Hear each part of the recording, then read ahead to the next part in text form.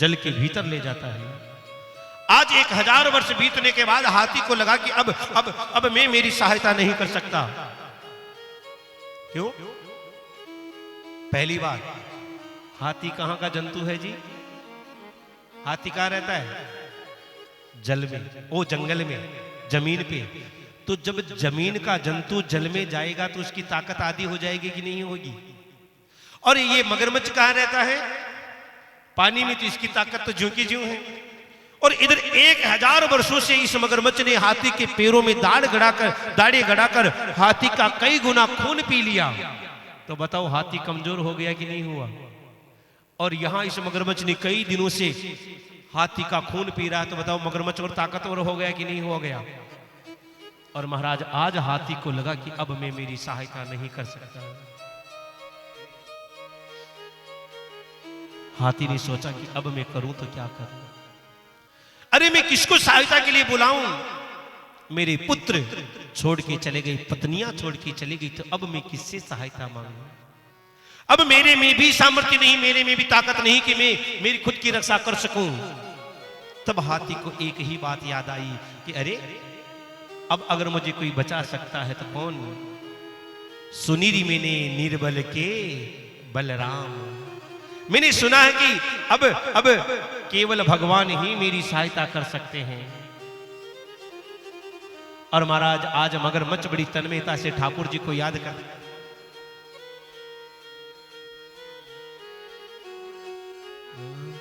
महाराज हाथी भगवान को पुकार रहा है, आइए आप हम सभी भी भगवान को पुकार लेना।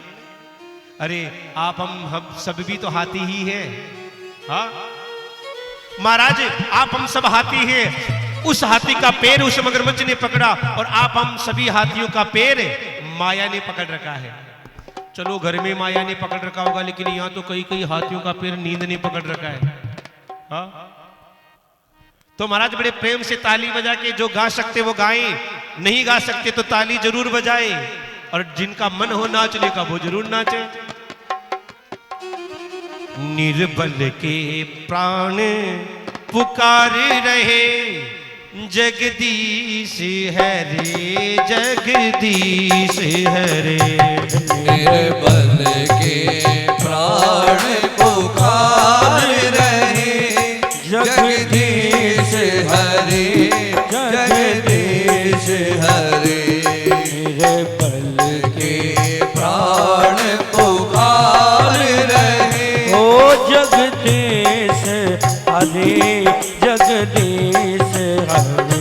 ओ निर्बल के प्राण पुकार रहे, जगदीश हरे जगदीश हरे। ओ जगदीश हरे जगदीश हरे। ओ जगदीश हरे जगदीश हरे। ओ जगदीश हरे जगदीश हरे। ओ जगदीश हरे जगदीश हरे।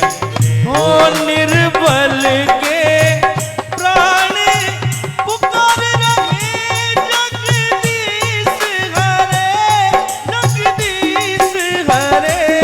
सांसों के स्वर झनकार रहे, जगदीश हरे जगदीश हरे। सांसों के स्वर जनकारी रहे, जगदीश हरे जगदीश हरे। नहीं जी, वो अकेले ठेको गाबा को मैं ही ले मिली होगी भाई, और कोई बोलना नहीं है। आपको बोलना था निर्बल के प्राण पुकार रहे, जगदीश हरे जगदीश हरे। अब जगदीश हरे तो बोल सकते हो ना? हाँ तो कहा ना बोल रहे भाई? महाराज मैं कहा ना बोला, मगर सोच रहे पापा को नाम जगदीश है। हाँ अपनी यह नियम है ना, 5 लोगों के नाम नहीं लिए जाते हैं। 5 लोगों के नाम नहीं लेते हैं। कौन कौन के? एक तो बड़े बेटे का, बड़े वाले बेटे का भी नाम नहीं लेना चाहिए, शास्त्र ऐसा कहते हैं। पिता का, पिताजी का नाम भी नहीं लेना चाहिए। पति का, पति का नाम भी नहीं लेना चाहिए। गुरु का, गुरुजी का नाम भी नहीं लेना चाहिए, और पांचवा कंजूस का नाम भी नहीं लेना चाहिए। प्रेम से बोलो जय श्री कृष्ण। हाँ हाँ, अपने इधर आपने टी ने खेवा कि भाई पति का नाम लेने से घरवाला का नाम ले उनकी उम्र कम हो जाए, है ना, खेवे है। लेकिन आजकल, हाँ ये पुराना जमाना में खेवा, आजकल तो हमारा डायरेक्ट नाम ही बतला हुआ। हाँ हाँ महाराज, लेकिन एक बात और है, एक नियम इसमें यह भी है कि अगर कीर्तन में भगवान का नाम गाएं न, तो उसमें अगर पति का नाम आ रहा हो तो उम्र घटती नहीं है, बढ़ती है। हाँ, एक बार क्या था कि अपने गांव में जैसे कथा हो रही ना, तो वहां एक गांव में कथा हो रही थी। एक पंडित जी कथा करते, अब पंडित जी कथा करते, रोज कीर्तन करवाते। वो पंडित जी मेरे जैसे भोले थे बेचारे, तो उनको ज्यादा गाना आता नहीं था, एक ही कीर्तन आता था, वो रोज गाते थे। अरे कालिय मर्दन कंस निकंदन देवकी नंदन तव शरणम, कालिय मर्दन कंस निकंदन देवकी नंदन तव शरणम।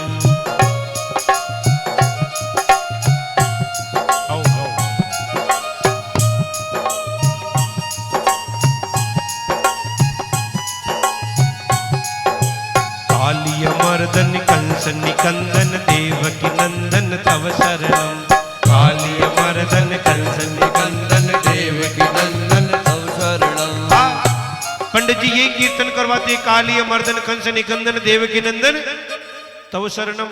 अब एक बूढ़ी माता जी रोज सामने बैठती, सब औरतें कीर्तन गाती, लेकिन वो नहीं गाती। एक दिन पंडित जी ने पूछा, रे माता जी आप क्यों नहीं गाती हो? महाराज वैसा नहीं। लेकिन महाराज को पता नहीं था कि उनकी पत्नी का नाम देवकी नंदन था। अब कैसे ले बिचारी वो देवकी नंदन? हाँ, अब पंडित जी रोज उनको कहे, माता जी गाओ, माता जी गाओ, पड़ोसी की सौगंध होगी। माता जी भी पक्की थी गांव की। उन्होंने क्या, एक दिन घर में बैठकर पूरा कीर्तन तैयार किया, कल पंडित जी गवाएंगे तो बिल्कुल गाऊंगी। अब अगला दिन पंडित जी का तो वही नियम, वही कीर्तन। बैठते ही पंडित जी ने शुरू कर दिया, अरे कालिय मर्दन कंस निकंदन देवकी नंदन तव शरणम, कालिय मर्दन कंस निकंदन देवकी नंदन तव शरणम, कालिय मर्दन कंस निकंदन देवकी नंदन तव शरणम, कालिय मर्दन कंस निकंदन देवकी नंदन तव शरणम। इधर बूढ़ी माता जी तैयार करके लाई कीर्तन, और उन्होंने प्रारंभ किया अपना कीर्तन। कौन सा? कालिय मर्दन कंस निकंदन पप्पू के पापा तव शरणम, कालिय मर्दन कंस निकंदन पप्पू के पापा तव शरणम। हाँ भाई, लाइन ही तो गानी है। अपने इधर पति का नाम नहीं लेते, पर छोटे का नाम हो तो लेवा न। प्रेम से बोलो जय श्री कृष्ण। यहाँ कोई फर्क नहीं पड़ेगा, आप गाओ आराम से। भगवान का नाम है जगदीश हरे, तो जगदीश नाम भी है ना, तो कोई उम्र घटेगी नहीं। आप तो बड़े प्रेम से गाओ, जगदीश हरे जगदीश हरे, ओ जगदीश हरे जगदीश हरे, ओ जगदीश हरे जगदीश हरे, ओ जगदीश हरे जगदीश हरे। ओ निर्बल के प्राण पुकार रहे, जगदीश हरे, निर्बल के प्राण पुकार रहे, जगदीश हरे जगदीश हरे।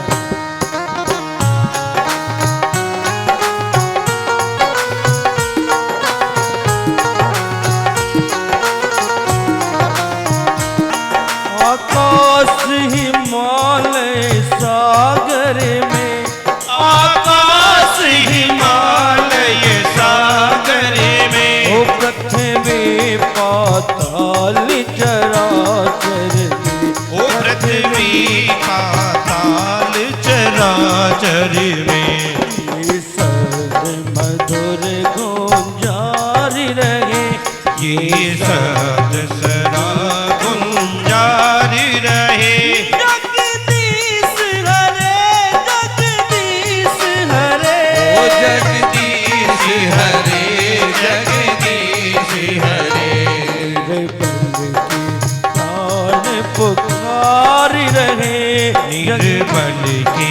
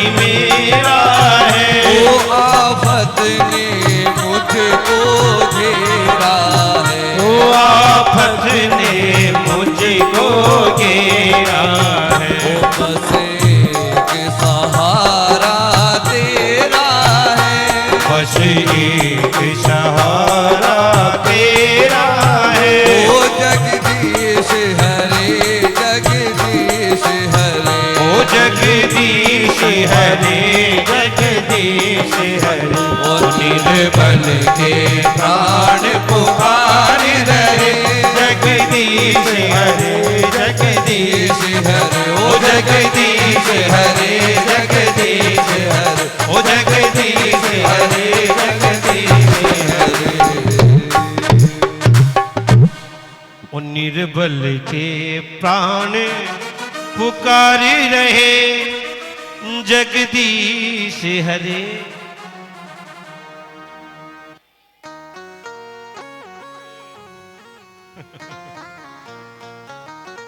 आगे वाले 2-5 कह रहे हैं जगदीश हरे, बाला कह रहा है ये माँ के काम महाराज। अरे सभी को गाना है, और वो नियम तो 7 दिन 2 तारीख तक शाम को, जब तक मैं नहीं जाऊंगा तब तक चलेगा। हाँ कौन सा? हाँ पड़ोसी की सौगंध वाला जो नहीं गाए ना उसको पड़ोसी की सौगंध होगी। सभी को गाना है। हाँ जगदीश हरे जगदीश हरे, जगदीश हरे जगदीश हरे, ओ जगदीश हरे जगदीश हरे। निर्बल के प्राण पुकारे रहे जगदीश हरे जगदीश हरे। महाराज हाथी की तिलमात्र सूंड ऊपर है, अब उसे लग रहा है कि मुझे कोई बचा नहीं सकता। तब जाकर ठाकुर जी को याद किया। हाथी कहता है ओम नमो भगवती तस्मै यद एतच्चिदात्मकं पुरुषायादि बीजाय परेशामविधीमहि।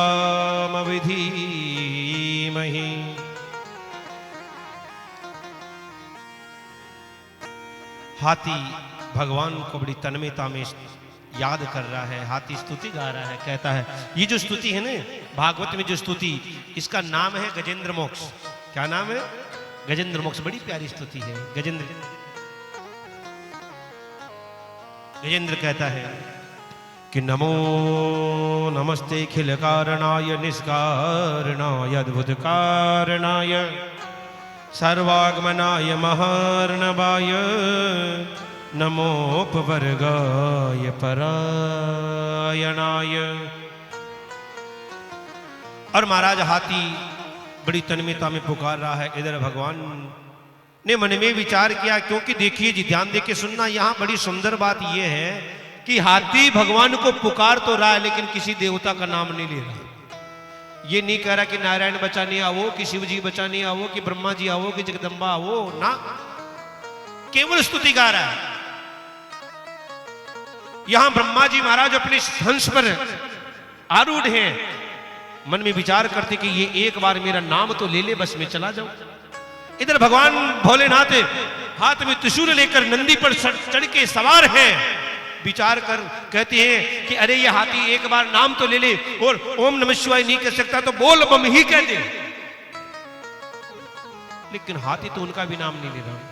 इधर माता जगदम्बा सिंह पर सवार होकर हाथ में खड़क और खप्पर लेकर खड़ी है। विचार करती कि ये हाथी एक बार बुलाई तो सही,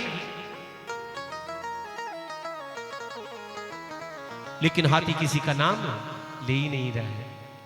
यहां भगवान नारायण ने मन में विचार किया कि वेद में मेरा नाम है अनामी, जो मेरा नाम ही नहीं, दुनिया में कोई किसी का नाम नहीं, वो नाम मेरा। वैसे तो भगवान का नाम अनामी है, कोई भगवान का नाम हो ही नहीं सकता, क्योंकि कण-कण में भगवान व्याप्त है। तो महाराज किस किस का नाम रखोगे? और वैसे जो जिसका नाम वही भगवान का नाम है, इसीलिए तो सहस्त्र नामों के भंडार भरे पड़े हैं भगवान के। अब हाथी ने किसी का नाम नहीं लिया तो भगवान ने सोचा कि अब यह हाथी मुझे ही बुला रहा है। तो भगवान ने क्या किया? अपने सुदर्शन को याद किया। एक कवि की कल्पना है कि गज की पुकार सुनी कमलेश के पड़ी कान। ध्यान से सुनिएगा। कि गज की पुकार सुनी कमलेश के पड़ी कान, त्यागी कमला को कमलेश चक्रधारा है। कि चक्र ध्वनि होते ही खगेश दौड़ा आया पास। महाराज गज ने पुकारा तो भगवान ने अपना सुदर्शन धारण किया, और जैसे ही सुदर्शन धारण किया, आज यहां महाराज गरुड़ जी को भी अभिमान हो गया। गरुड़ जी ने सोचा मेरे बिना तो भगवान का काम ही नहीं चलता है। हाँ, भगवान को कहीं भी जाना होता है ना, तो मेरे बिना वो एक पग नहीं चल सकते। भगवान ने मन में विचार किया, रे उस गज की रक्षा उस ग्राह से बाद में करूं, लेकिन इस गरुड़ रूपी गज की रक्षा पहले करनी पड़ेगी, क्योंकि अभिमान रूपी मगरमच्छ ने इसका पैर पकड़ लिया। और जैसे ही गरुड़ जी पधारे, भगवान ने क्या किया, अपने बाएं हाथ की ये जो इकन्नी अंगुली ने कनिष्ठिका, जिसे अपन चंटी अंगुली कहते हैं, भगवान ने ये अपनी अंगुली गरुड़ पर रख दी। कहा गरुड़ चल। गरुड़ जी ने कहा प्रभु काहे को मजाक कर रहे हैं, विराजो ने भक्त को बचाना है, जल्दी चलना है। भगवान ने कहा नहीं नहीं, आज तो मेरी ये अंगुली लेकर चल, मैं आता हूं। और महाराज गरुड़ जी पंख फड़फड़ा कर पसीने पसीने हो गए, लेकिन एक तिल मात्र भी आगे नहीं बढ़ पाए।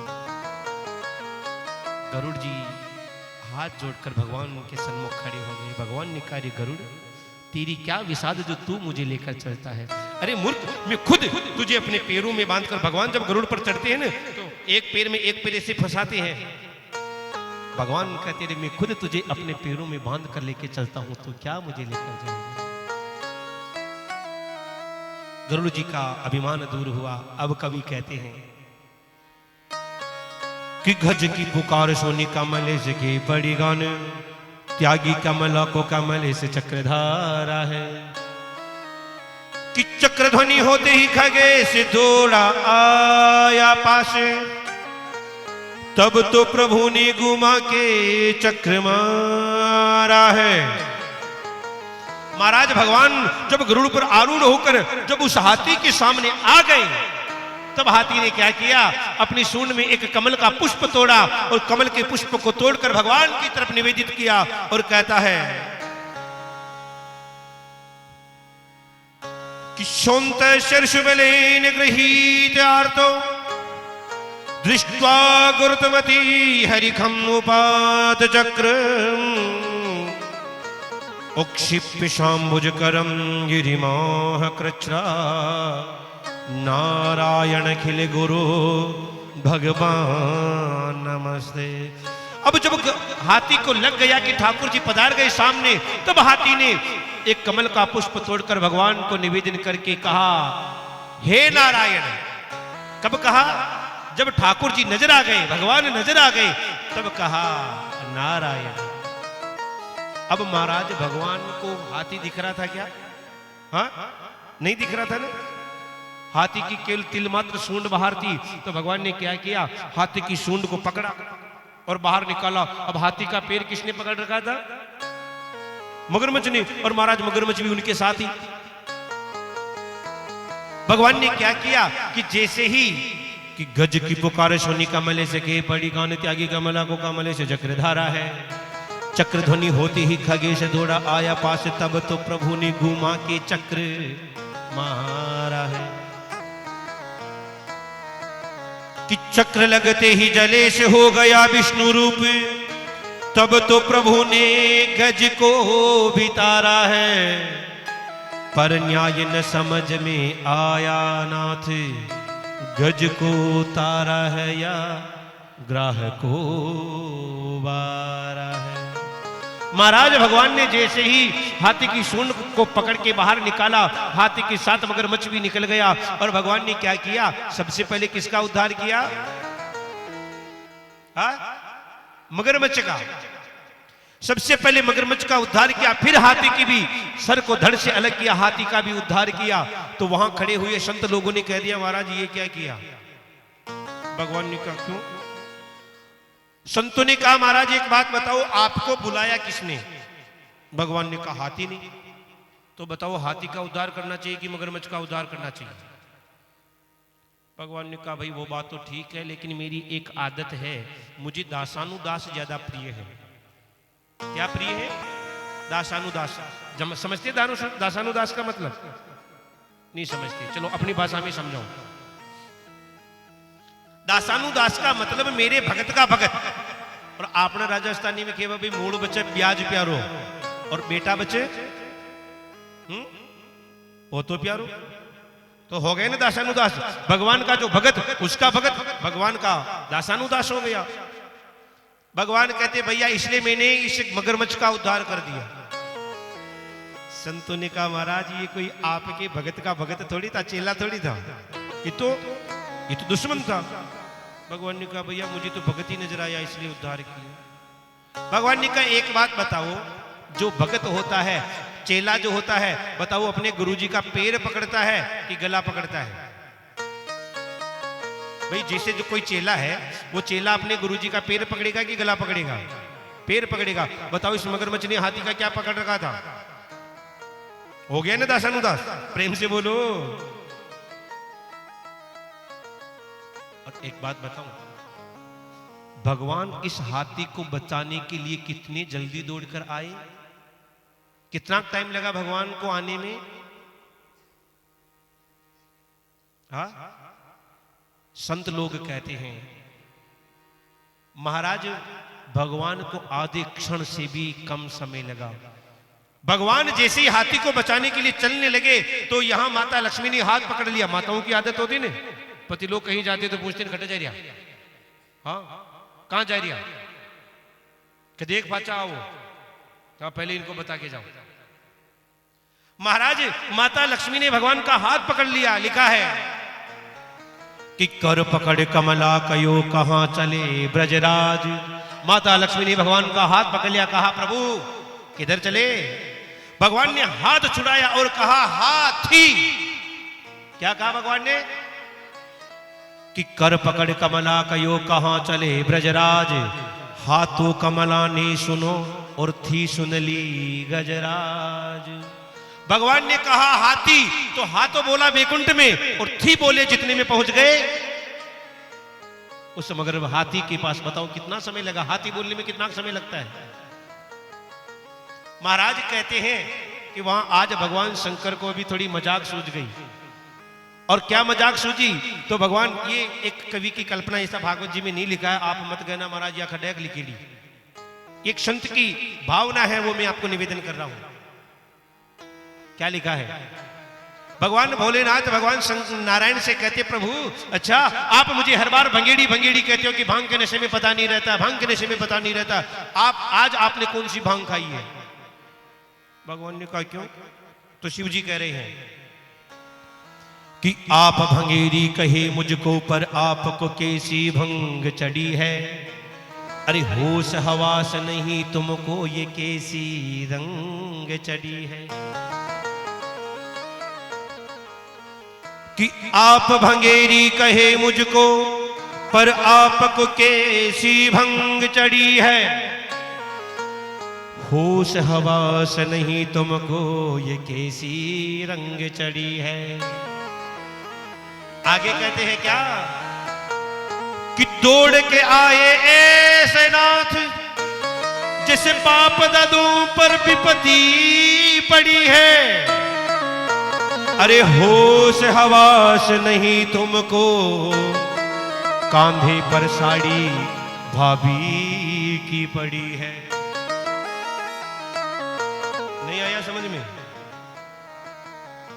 शायद नहीं आया। क्या समझ में आया?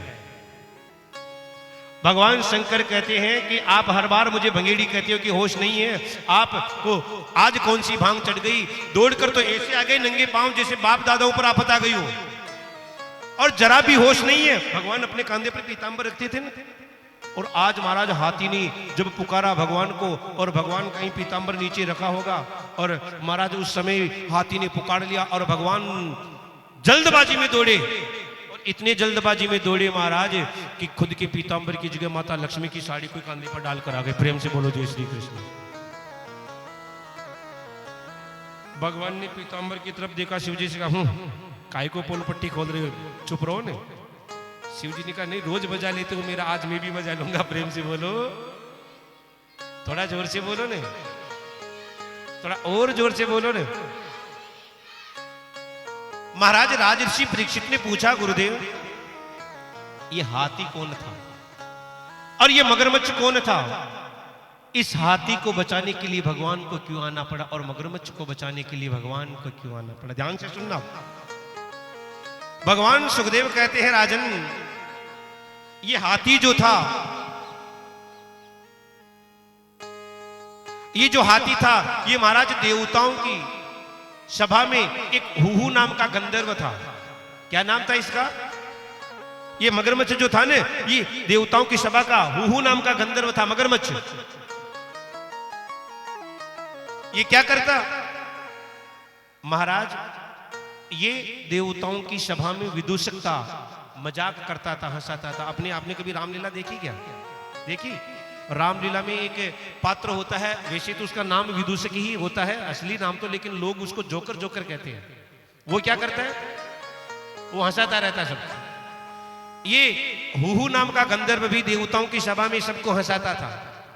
एक दिन आकाश मार्ग से निकल रहा था, देखा कि एक देवल नाम के ऋषि नदी के भीतर कंठ भर जल में खड़े होकर भगवान का भजन कर रहे थे। अब ये मजाकिया, और एक बात बताऊं, मजाकी आदमी को 24 घंटे मजाकी सूझती है। इसने मन में विचार किया, अरे देवताओं को खूब हंसाया, आज थोड़ा बाबा को ही हंसा कर देख ले। और इसने क्या किया महाराज? देवल ऋषि तो जल के भीतर कंठ भर खड़े होकर, कंठ तक जल में खड़े होकर माला जप रहे थे। और इसने क्या किया? जल के भीतर प्रवेश किया और जल के भीतर भीतर गया और जाकर देवल ऋषि के पास जाकर झट से उनके पैर पकड़े। और जैसे ही देवल ऋषि के पैर पकड़े, देवल ऋषि डर गए, हड़बड़ाकर माला छोड़ दी, डर गए। अरे क्या हुआ, अरे क्या हुआ? और ये बाहर निकलकर हंसने लगा, महाराज अरे डर गए, डर गए। देवल ऋषि को क्रोध आ गया, कहा रे मूर्ख, आज तूने मेरे भजन में विक्षेप किया, तूने मुझे मगरमच्छ की तरह डराया है, जा मैं तुझे श्राप देता हूं कि तू मगरमच्छ बन जा। ये हुहू नाम का गंधर्व उनके चरणों में गिर पड़ा, कहा महाराज मेरी क्या गलती है, मेरी तो आदत है मजाक करने की, मैं मजाक किया हूं, मैंने तो मजाक ही किया, अब आप इसका बुरा मान गए। देवल ऋषि ने भी देखा कि अब देखो इसकी क्या गलती थी, मजाक किया है, मजाक कर ली। भगवान देवल ऋषि कहते हैं कि ऐसे ही तुम पैर पकड़ते रहना, एक बार कोई हाथी आ जाए उसका पैर पकड़ना, तेरा उद्धार हो जाएगा उसके साथ। और आज इस हुहू नाम के गंधर्व का उद्धार देवल ऋषि के श्राप से हो गया और भगवान ने इसका उद्धार किया। अब ये हाथी कौन था? तो कहते हैं कि ये हाथी पूर्व जन्म में द्रविड़ देश का राजा पांड्यवंशी, इसका नाम था इंद्रद्युम्न। क्या नाम था? इंद्रद्युम्न। और महाराज ये इंद्रद्युम्न एक बार अपने घर में बैठकर माला जप रहा था। इधर से अगस्त मुनि पधारे, अभी आंख बंद करके भजन कर रहा था, इसको पता नहीं था कि कौन आया है। और अगस्त मुनि पधारे, अगस्त मुनि बड़ी देर तक खड़े रहे। अगस्त मुनि को क्रोध आ गया, कार्य मूर्ख, तेरे घर में कोई ब्राह्मण आया है और तू तो ऐसे मदमस्त होकर बैठा जैसे कोई हाथी बैठा हो, जा मैं तुझे श्राप देता हूं, तू हाथी बन जा। महाराज इंद्रद्युम्न ने हाथ जोड़कर कहा, गुरुदेव मेरी क्या गलती थी, मैं तो भजन कर रहा था, मुझे क्या पता आप थोड़ा संदेशा करवा दिया हो। अगस्त मुनि का क्रोध शांत हुआ तो कहा कोई बात नहीं, अब श्राप निकल गया सो निकल गया, अब तुझे हाथी तो बनना पड़ेगा, लेकिन हाँ एक बार तू जल पीने जाएगा तो कोई मगरमच्छ तेरा पैर पकड़े, उस समय ठाकुर जी को याद करना, तेरा उद्धार हो जाएगा। और आज इस हाथी का भी, इंद्रद्युम्न का भी उद्धार हो गया। आगामी मनमंत्रों में पांचवी जो मनु हुई उनका नाम है रेवत। महाराज इनके राज्य काल में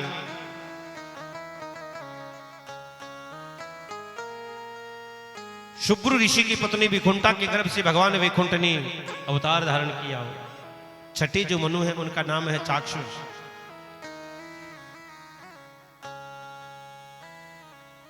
इनके राज्यकाल में इंद्र का नाम है मंत्रध्रुम।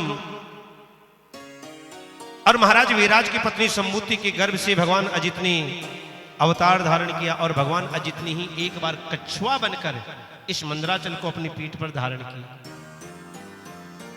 राजऋषि परीक्षित ने प्रश्न किया, गुरुजी भगवान को कछुआ बनना पड़ा और मंदराचल को अपनी पीठ पर धारण करना पड़ा, क्यों? मुझे बताइए ना। तो भगवान सुखदेव राजऋषि परीक्षित से कथा बता रहे हैं, आइए सुनते हैं।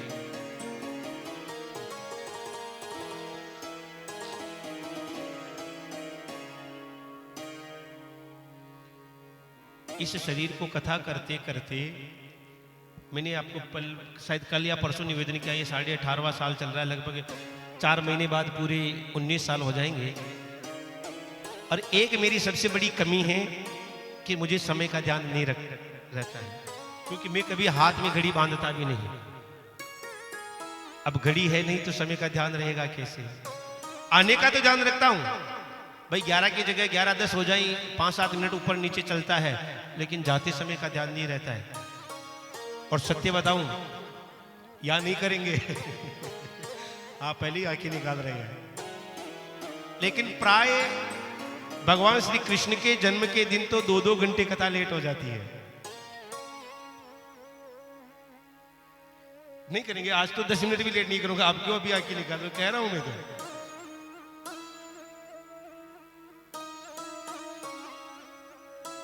हैदराबाद कथा थी, कथा होनी थी 2 बजे से 6 बजे तक। कथा का समय था 2 बजे से, दिन के 2 बजे से शाम को 6 बजे, और कथा होती 2 बजे से 9 बजे तक, रात के 9 बजे तक। आ गई व्यासपीठ तो फिर तो उठना है नहीं। और श्रोताओं को भी एक दिन की कथा समय पे हुई, उन्होंने कहा महाराज माने भी घटे न जानो थे तो आसा के हिसाबों क्यों, क्योंकि वो भी कथा सुनने के लिए ही बैठे थे। उन्होंने एक परिवार था और उन्हें स्पेशल केवल सुनने के लिए कथा करवाई, और फिर वहां अच्छी श्रोता आने लगे थे, सुनी अच्छी कथा। तो यह अपन नहीं करेंगे, लेकिन आप ध्यान से सुनना ना। तो मेरी एक आदत है कि कथा छोड़ता नहीं हूँ। आपने जिन लोगों ने कथा भागवत जी का पारायण किया होगा तो उनको पता होगा कि भले ही मैं छू कर निकलूं, लेकिन कथा को छोड़ता नहीं हूँ, क्योंकि कथा छोड़ने से पाप लगता है। और गुरुदेव का आदेश है कि भले प्रणाम करके निकल जाओ, लेकिन छोड़ना नहीं है। तो छोड़ूंगा नहीं, थोड़ा थोड़ा सुनेंगे। लेकिन अब कथा आप ध्यान से सुनते तो थोड़ी बड़ी हो जाती है, उसका भी अब उसमें मेरी भी क्या गलती है? कोई गलती है नहीं ना जी। प्रेम से बोलो, थोड़ा जोर से बोलो ना, थोड़ा और जोर से बोलो ना।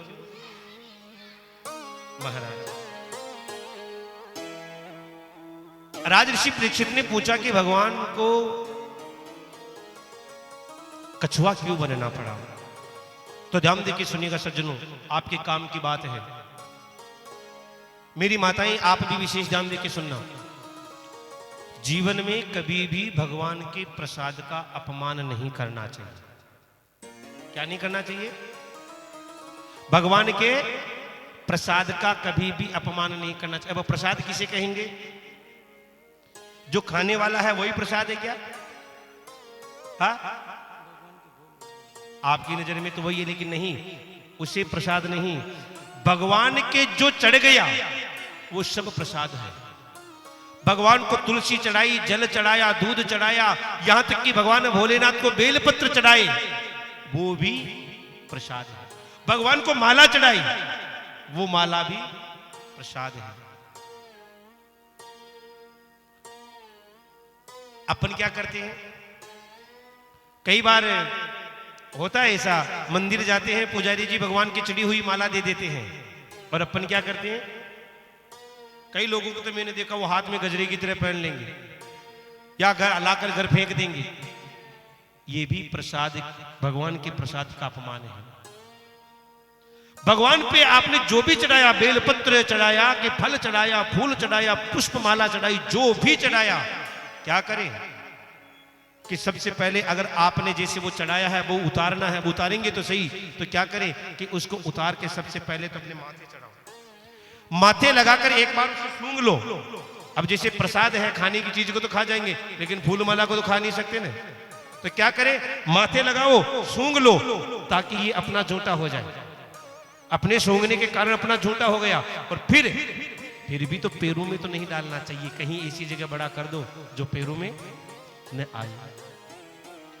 और महाराज यही गलती आज इंद्र ने कर ली। एक बार दुर्वासा जी महाराज वैकुंठनाथ के दर्शन करने के लिए वैकुंठ पधारे और वैकुंठनाथ भगवान लक्ष्मी नारायण ने अपने गले की माला दुर्वासा जी को पहना दी। दुर्वासा जी बड़े प्रसन्न हो गए, आहा आज तो बड़ा आनंद हो गया, ठाकुर जी ने अपनी माला पहना दी। दुर्वासा जी आ रहे थे तो इधर से देखा कि ये इंद्र ऐरावत हाथी पर बैठ के जा रहा था। दुर्वासा जी ने देखा, रे मैं तो संत हूं, मुझे ठाकुर जी के दर्शन हो गए, लक्ष्मीनाथ के दर्शन हो गए, यही बड़ी बात है, क्यों ना ये लक्ष्मी प्रतीक के प्रसाद की माला मैं इंद्र को पहना दूं। और महाराज दुर्वासा जी ने अपने गले से माला निकाली और किसको पहना दी? इंद्र को। और इंद्र तो महाराज अपने स्वर्ग की संपदा में मदमस्त था, उसे पता नहीं, और उसने अपने गले से माला निकाली और उस माला को अपने हाथी को पहना दी। अब हाथी तो हाथी है, और हाथी ने अपनी सूंड में माला को पकड़ा, तोड़ा, पैरों में पटका और पैरों से कुचल दिया। इस दृश्य को दूर खड़े खड़े दुर्वासा जी ने देख लिया और दुर्वासा जी को क्रोध आ गया और दुर्वासा जी ने श्राप दे दिया, रे इंद्र तू अपने स्वर्ग के इस वैभव के अभिमान में इतना भरा है, जा मैं तुझे श्राप देता हूं कि स्वर्ग की संपदा तेरे से छिन जाए। और दुर्वासा जी के श्राप के कारण इंद्र से महाराज वो स्वर्ग की संपदा छिन गई। महाराज बलि ने आक्रमण किया और आक्रमण करके महाराज स्वर्ग पर आधिपत्य कर लिया।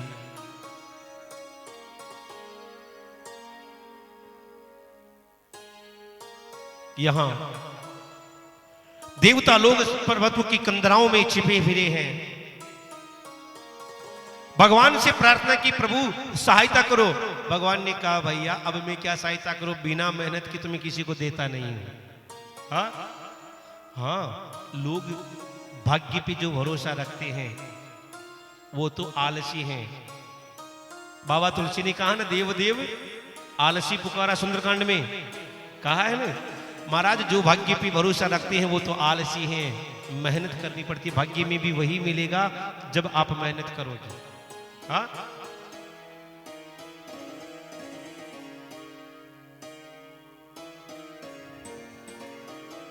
महाराज भगवान ने कहा, भैया मैं बिना मेहनत के किसी को नहीं देता, मेहनत करो। तो क्या करें? भगवान ने कहा, एक काम करो, समुद्र का मंथन करो। अरे महाराज इतना बड़ा समुद्र का मंथन, कहा भगवान ने कि समुद्र का मंथन करोगे तो इससे अमृत निकलेगा, 14 रत्न निकलेंगे। कहा महाराज इतने बड़े समुद्र का मंथन हमसे कैसे होगा? कहा कि राक्षसों को भी मिला लो। अरे महाराज तो मंथन करने के लिए वो रई, अपन क्या वो होता है ना लकड़ी की रई, क्या कहते हैं उसको? आपने री केवा सीधी, वरना हिंदी में उसका शुद्ध नाम है रई। अब वो उसके लिए रस्सी चाहिए, क्या कहते हैं उसे? नेता। वो रस्सी जो होती है ना वो रई पे, उसे नेता ही कहते होंगे ना। अब महाराज रई किसे बनाए, नेता किसे बनाए, कैसे मंथन करें? कहा कि राक्षसों को भी मिलाओ। और देवता लोग बलि के पास गए, भैया राक्षस और देवता जो थे ना जी, ये एक ही पिता की संतान थे, मां अलग अलग थी लेकिन पिताजी इनके एक ही थे। कहा भैया दो भाइयों के झगड़े में तीसरा फायदा उठा रहा है, अपन दोनों भाई भाई लड़ रही हैं और समुद्र ने कई रत्नों को अपने में छिपा लिया, अपन इसका मंथन करते हैं। तो महाराज देवताओं ने क्या किया, मंदराचल पर्वत को रई बनाया, वासुकी नाग को नेता।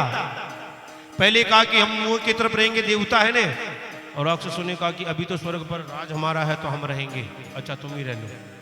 भगवान ने पहले सिक्का पढ़ाया था। और मंदराचल को लेकर आए और आकर जैसे ही समुद्र में रखाई था, अब महाराज वो तो मंदराचल समुद्र में डूबे। मंथन करे तो करे से वो तो रुक ही नहीं रहा था। भगवान से प्रार्थना की और भगवान नारायण ने एक सुंदर कछुए का रूप बनाया। आपने देखा होगा कछुए की पीठ जो होती है बड़ी मजबूत होती है, और भगवान ने कछुए का रूप बनाकर उस मंदराचल को अपनी पीठ पर धारण कर लिया। बोलिए कच्छप नारायण भगवान की जय हो। महाराज यहां अब मंथन चल रहा है, समुद्र का मंथन चल रहा था। समुद्र से